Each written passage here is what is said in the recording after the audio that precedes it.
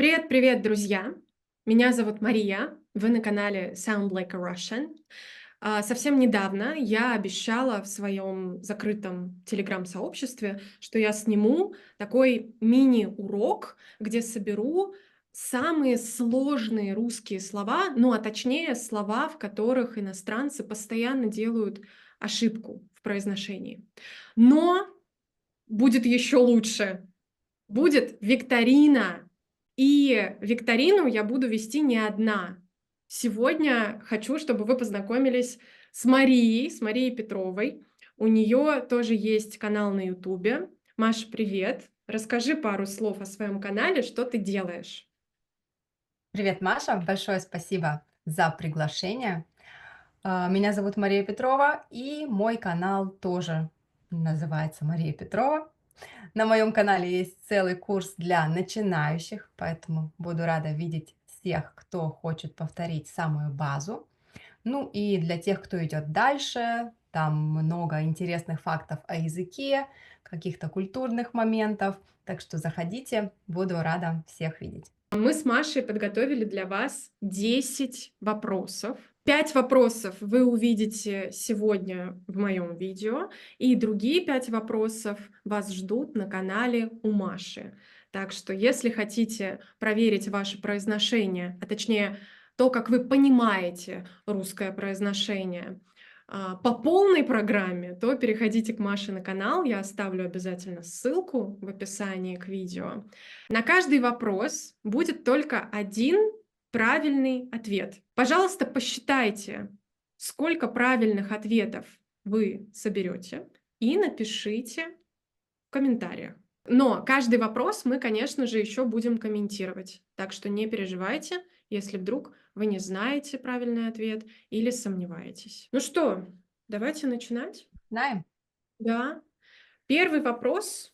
в каких словах ударение падает на один и тот же слог. То есть оно не меняется, не двигается. Слова я читать не буду. Мгм. Ну что, проверяем. Я читаю слова, а вы внимательно слушаете. А. Холодно. Холодный. Холодно. Холодный. Думаю, слышно, что ударение двигается. Холодно. Холодный. Да, поэтому это неправильный ответ. Вариант Б. Хорошо. Хороший. Хорошо. Хороший. И опять ударение у нас двигается, и это тоже неправильный ответ. Вариант В. Красиво. Красивый. И здесь в обоих словах ударение на и это правильный ответ. Поскольку это твой вопрос, я как раз хотела тебя спросить, ну, точнее, передать тебе самый популярный вопрос от студентов. А как понять, где ударение? Как понять, к сожалению, никак. Нужно сразу запоминать, да, как звучит слово. Не только как оно выглядит, но и как звучит.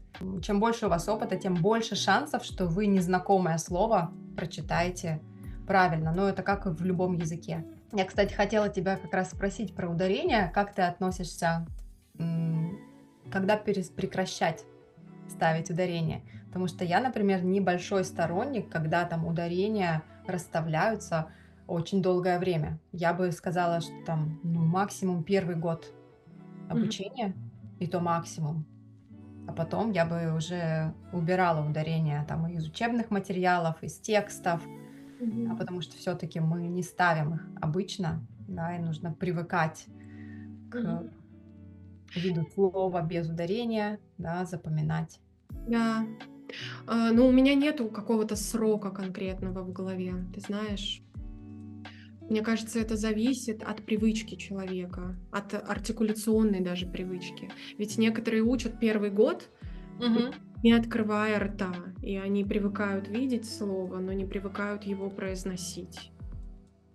Это, по-моему, вообще очень такая опасная привычка. Да, можно представлять, как ты говоришь в голове, но не говорить на самом деле. И, к сожалению, у нас получаются неговорящие студенты.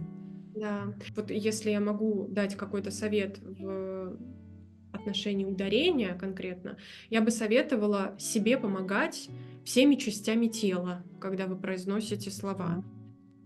Мгм.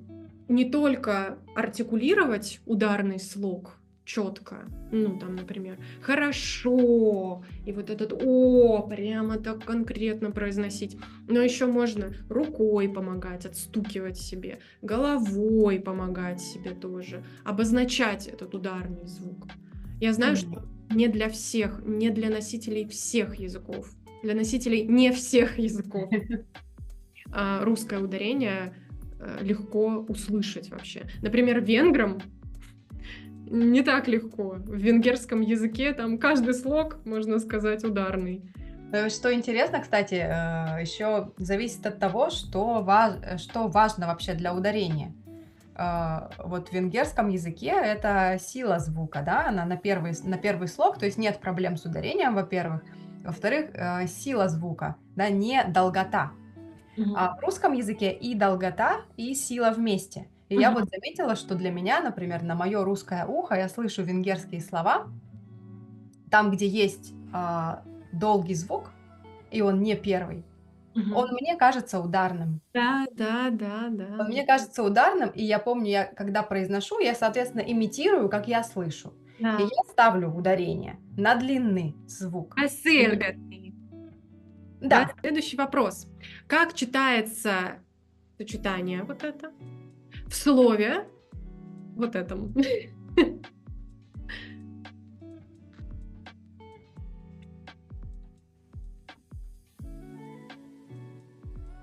Правильный ответ В.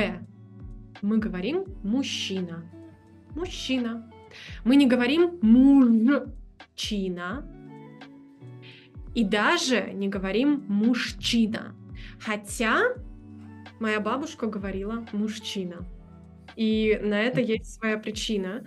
Даже в советское время, если вы найдете, на Ютубе можно найти уроки по произношению со времен вот Советского Союза. И вот там звук «щ» объясняли как «щ». Сочетание «ш» и «ч». мгм. Но сейчас уже так не произносят. Звук «щ», он такой однородный, мягкий. Звук «ш» — это отдельная история. И «ч» — это еще один звук. Следующий вопрос. В каком слове ча читается по-другому? Не так, как в других словах. Мгм. Итак, правильный ответ. Я прочитаю все слова, чтобы вы услышали. А. Часы. Б. Часто. В. Перчатки.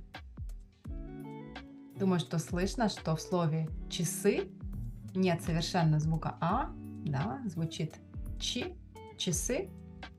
И в словах часто и перчатки мы слышим четко ча, как раз потому, что туда падает ударение. Перед тем, как мы перейдем к следующему вопросу, мы с Машей расскажем про подарки наши, которые мы приготовили как раз на Черную пятницу. Друзья, как вы знаете, у меня совсем недавно вышел курс по русскому произношению Main Aspects of Russian Pronunciation, MAP. Так вот, на этот курс уже сейчас действует скидка 50% по промокоду BLACK. Ссылку на сайт этого курса и всю информацию вы найдете в описании к этому видео. В этом курсе я собрала все самое важное, все главные правила русского произношения в одном месте. И все это объяснила понятным языком, да еще и на английском. Так что, если хотите сэкономить время, пожалуйста, приглашаю вас на этот курс. И у Маши тоже для вас есть подарок. Да, я тоже хочу вас пригласить на свои курсы. Если вы интересуетесь не только фонетикой, но и другими аспектами языка и хотите заниматься комплексно и системно, устали от таких рандомных, разбросанных ресурсов, то заглядывайте на мой канал, во-первых, познакомьтесь с моим подходом, и я приглашаю вас на свой большой масштабный курс Russian Immersion Course. В январе у меня стартуют группы А0, А1 и А2, где мы шаг за шагом, последовательно, комплексно изучаем русский язык, и вы начинаете видеть свой прогресс, свой результат постепенно. Да? И сейчас, на эту Черную пятницу, я предлагаю вам записаться заранее в эти группы со скидкой в 30%. Вся информация тоже по ссылке, поэтому читайте, думайте, и буду рада вас видеть. Здорово. Так, рекламная пауза закончилась. Мы переходим к следующему вопросу. Какую ошибку часто делают студенты в словах вот этих? Мне нравится вариант В. Да. На самом деле оригинальный текст этого вопроса был, какую ошибку часто делают немцы, носители немецкого языка, в словах «например» и «наверное». Так вот, по моему опыту, немцы очень часто произносят эти слова как «например», «наверное». Как похоже получилось. Ага. Потому что у носителей немецкого языка вот этот увулярный «г», который особенно в конце слова и в каких-то позициях, видимо, произносится как такой гласный, похож на гласный звук. Например. Вот. И вот эти слова даже на высоких уровнях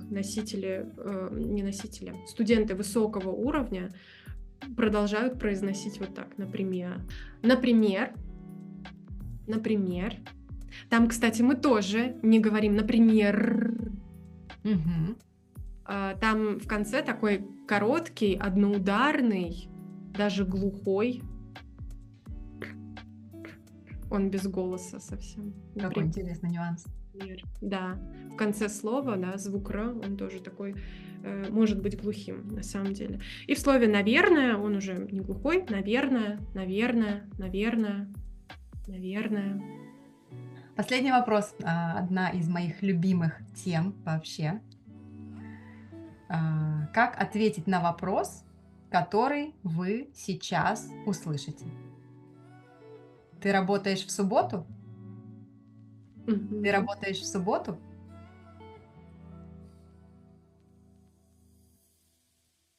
Итак, правильный ответ В. Да, в субботу. Да? Здесь я обожаю объяснять эту тему, и когда студенты практикуют эту интонацию. Если бы я не прочитала вопрос, любой вариант ответа был бы правильным и возможным. Да? Например, если бы я прочитала, давайте Маша прочитает вопрос так, чтобы был ответ А. Ты работаешь в субботу? Да, я. Ты работаешь в субботу? Ну, работаю. Все зависит от того, как мы зададим вопрос. Поэтому, если вы услышали мою интонацию, мой вопрос правильно, то вам плюс балл. Это самая базовая интонация, одна из самых базовых интонаций, третья, да, восходящая интонация вопроса. Казалось бы, ничего сложного, но на самом деле есть тут сложные моментики. Во-первых, нужно знать, на каком именно слове поднимать интонацию. Во-вторых, на каком именно звуке. На каком именно звуке, да, иногда недостаточно слова. Да. А еще когда ее опускать, потому что для носителей американского английского свойственно ее вообще не опускать потом. Да. Все, и улетел. А еще я заметила, для носителей английского языка есть небольшой культурный блок с этой интонацией. Есть ассоциации, что вот эта интонация — это не знаю, какая-то, как мне говорили студенты, какая-то неформальность, возможно, глупость, из-за родного языка эти ассоциации приносят, что вот эта вот Интересно. интонация наверх, тем более такая резкая, часто ассоциируется вот с какой-то такой фривольностью, глупостью. Интонацию 6 не слышали. Вот это: "Кого я встретила?" А это что тогда такое? Ага, как интересно. Слушай, я такого не слышала. Я слышала, что, наша нисходящая интонация кажется грубой. Это тоже слышала, да. Мгм. А я слышала еще наоборот. Студент жаловался, что его считают грубым как раз из-за отсутствия ИК-3, да, и вот этой М. конструкции вверх, но что, в принципе, вполне логично, да, для Конечно, нас это очень представляешь, дружелюбная тебе интонация. тебе скажут: "Ты работаешь в субботу". Да.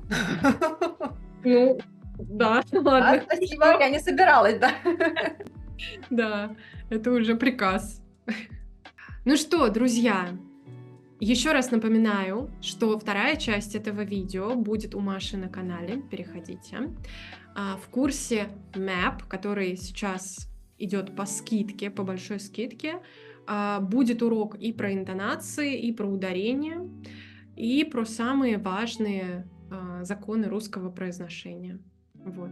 Переходите по ссылке в описании. Ну все, друзья, желаем вам хорошего декабря, ведь уже декабрь на носу. Вот. Да, Если хороших праздников. хороших праздников, да, если кто-то готовится к Рождеству, в комментариях, пожалуйста, еще напишите, сколько у вас было правильных ответов. Вот. Или неправильных. Все, Всем пока. теперь точно. Пока-пока.